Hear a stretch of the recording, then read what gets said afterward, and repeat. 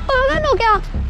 मैं ट्यूशन के लिए लेट हो जाऊंगा, जल्दी चलो। अरे बेटा क्या करूं, तुम जवान हो, मैं बूढ़ा हूँ, घुटनों में दर्द होता है बेटा, तेज नहीं चल सकता। अरे तो चुप हो जाओ ना, मम्मी सही कहती है, हमने एक बूढ़े बैल को बांध रखा है, कुछ नहीं होता आपसे, आप किसी काम के नहीं हो।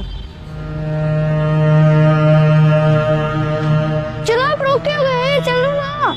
हाँ ठीक है बेटा, चलो चलो चलो।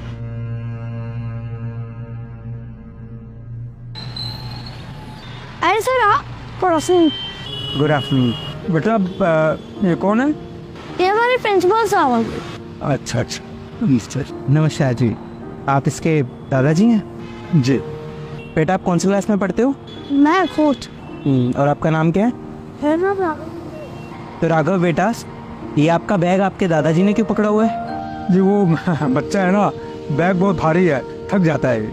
देखिए सर, आप मेरे पिता समान हैं, थक तो आप भी इस उम्र में बहुत जाते होंगे, पर रही बात बच्चों की, तो बच्चों में तो काफ़ी एनर्जी होती है, उन्हें हमें काम करने देना चाहिए।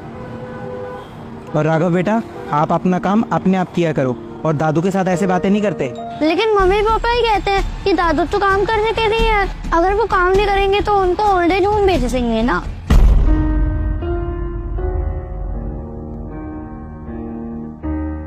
तो इसलिए मम्मी पापा बोलते हैं कि घर के सारे काम दादू से ही करवाया करो। बेटा कल आप अपने मम्मी पापा को लेकर स्कूल में आओगे। लेकिन सर पेटीएम तो नेक्स्ट मंथ है ना। मुझे पता है पेटीएम अगले महीने है, लेकिन मैंने बोला ना कल आप अपने मम्मी पापा को लेकर आओगे। Okay sir. Now go. चलो ना तो। हाँ बेटा चलो।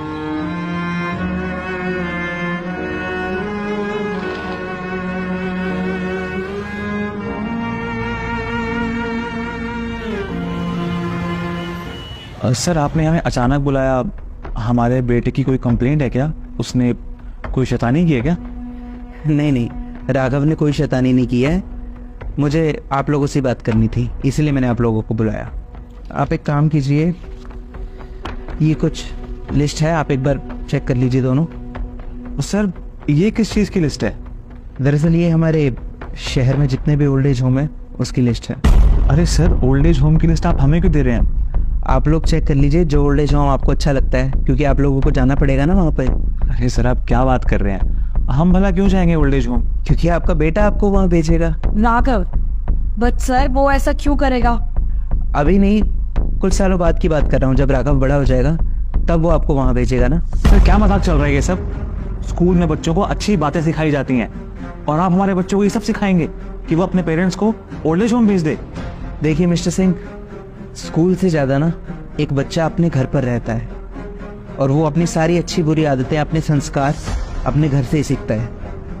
ये सब राघव को हम नहीं सिखाएंगे, बल्कि आप लोग सिखा रहे हैं। सर आप कहना क्या चाहते हैं, साफ साफ बताइए, बातें मत घुमाइए।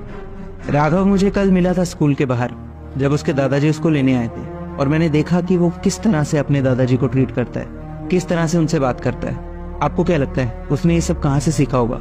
आप लोगों से ही सीखा होगा ना।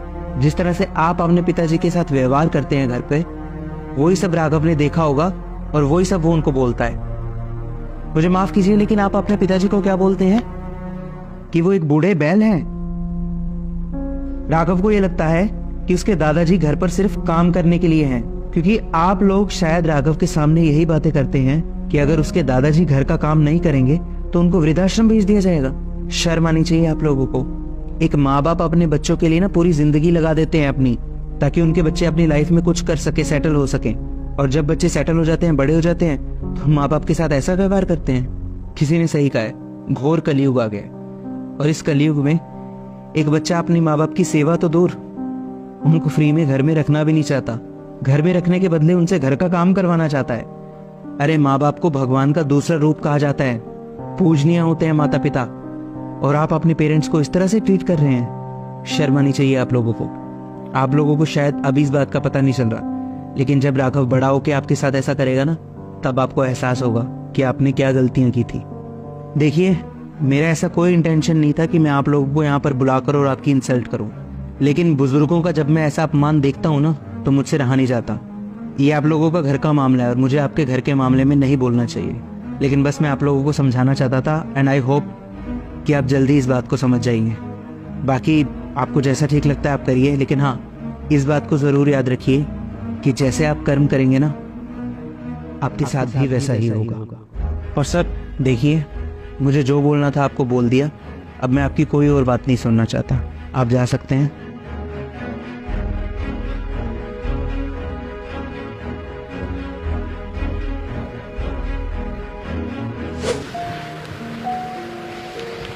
अरे बेटा, अरे अरे नीचे कहाँ बैठ गए बच्चों, ऊपर बैठो ना। अरे इधर आओ ना। पिताजी, आप हम दोनों को माफ़ कर दीजिए। हमसे बहुत बड़ी गलती हो गई है। हमने पूरी ज़िंदगी जाने अनजाने में आपको बहुत दुख पहुंचाया, और आज नौबत यहाँ तक आ गई है कि हमारा बच्चा भी आपकी इज्जत नहीं करता। हाँ पापा जी, हमें प्लीज़ माफ़ कर दीजिए। अगर हमने आपकी इज्जत की होती तो आज राघव भी आपकी इज्जत करता। वो इस तरह से आपसे बात नहीं करता। प्लीज़ हमें माफ़ कर दीजिए। जिस उम्र में बच्चों को माता पिता की सेवा करनी चाहिए, उस उम्र में हम दोनों आपसे काम करवा रहे हैं। कोई बात नहीं बच्चों, इधर आओ, आओ ऊपर आओ बेटा, आओ आओ, आओ।